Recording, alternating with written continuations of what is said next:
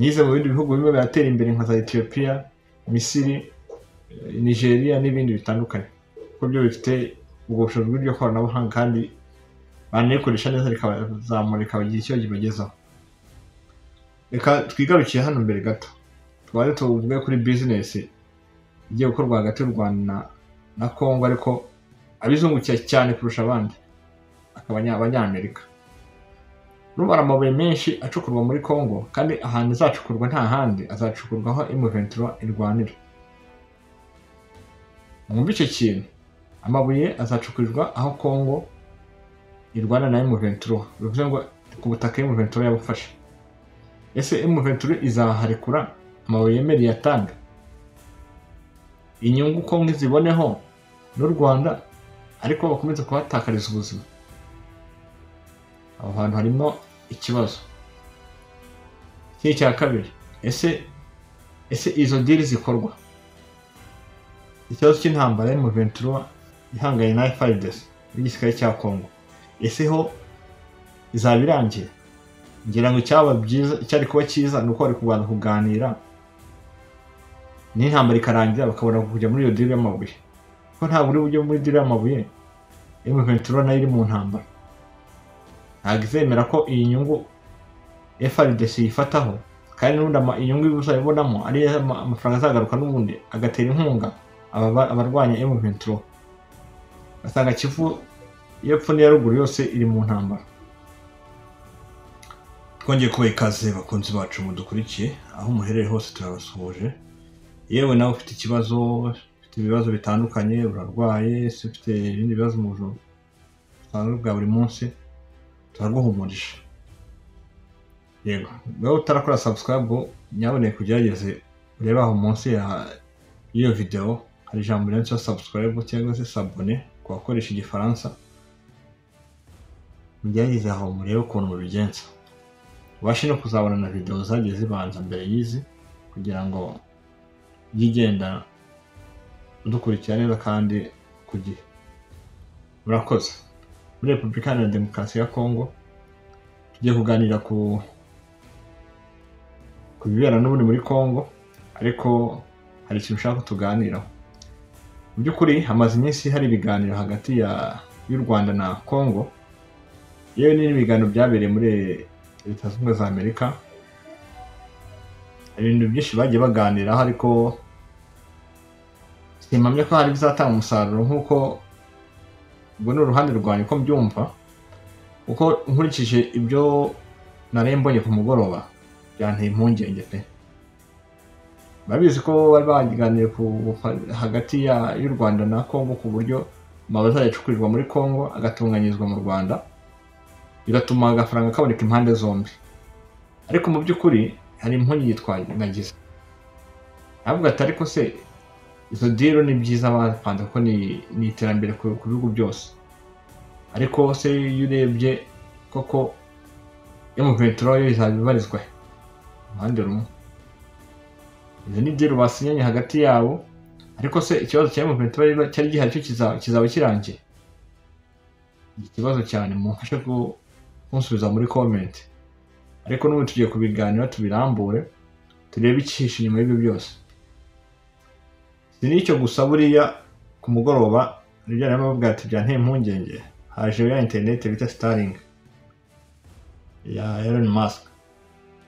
Abizi yagiye ikoreshwa muri Kenya, ikoreshwa nabi mu murongo utari mwiza, ibasha gusenya igihugu cya Ukraine.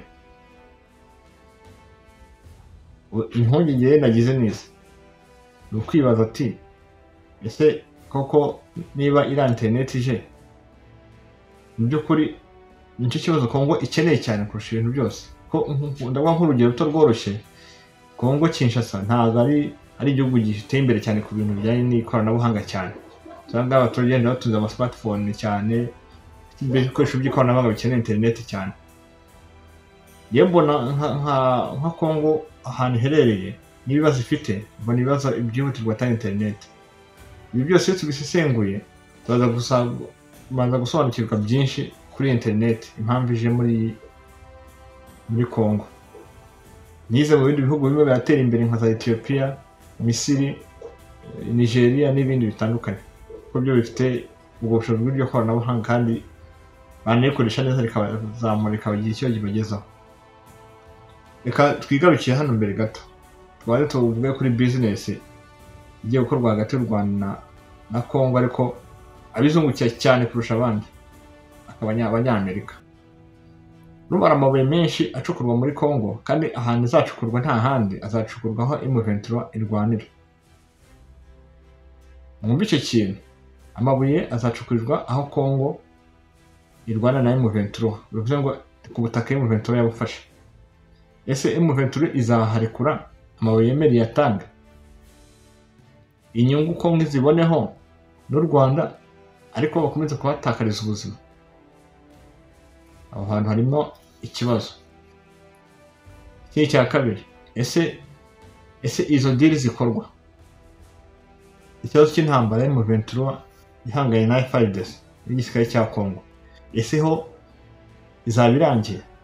Ngira ngo icyari kuba cyiza ni uko bari kubanza kuganira n'intambara ikarangira, bakabona kujya muri iyo deal y'amabuye, ko nta buri buryo muri deal y'amabuye M23 nayo iri mu ntambara. Ntabwo izemera ko iyi nyungu FARDC yifataho, kandi n'ubundi inyungu uzayibonamo ari amafaranga azagaruka n'ubundi agatera inkunga abarwanya M23. Basanga Kivu y'epfo n'iya ruguru yose iri mu ntambara. Bizaba bitumye Congo ibona ubushobozi noneho burenze ubwo yari ifite, kugira ngo ibone uko igura intwaro yo zo gusenya M23 n'abanyamurenge nabo batumvikana na leta ya Congo. Icya kabiri, hari ahantu barimo bararwanira, sinzi ko M23 izemera kumanika amaboko, kuko yemeye kumanika amaboko yabisobanuye ko itsinzwe, kandi ubu aka kanya ubu tuvugana ubu ntabwo iramanika amaboko. Ahanini inshuro nyinshi uzasanga abarwana FARDC aribo bamanika amaboko.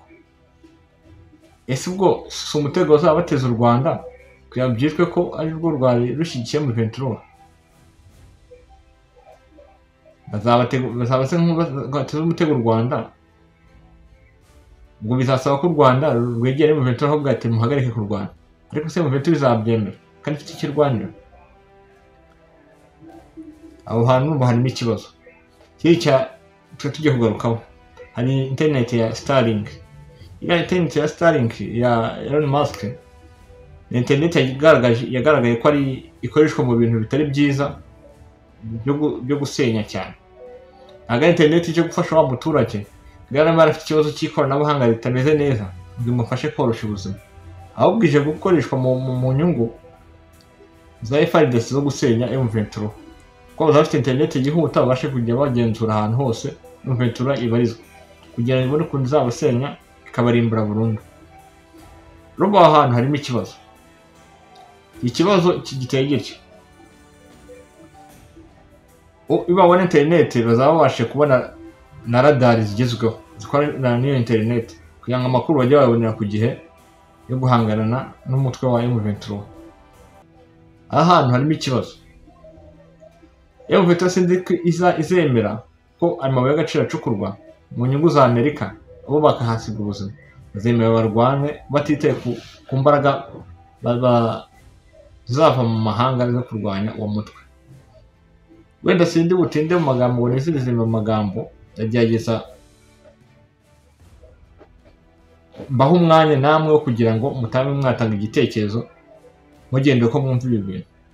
Kugira ibintu byanka mu mutima, uko iyo mbireba imbere bibona mu isura y'inyungu za Amerika cyane, nk'umutegiri matega, kuko hari n'imyaka 15 basinyanye na Amerika na Congo yo kuzacukura amabuye y'agaciro muri Congo.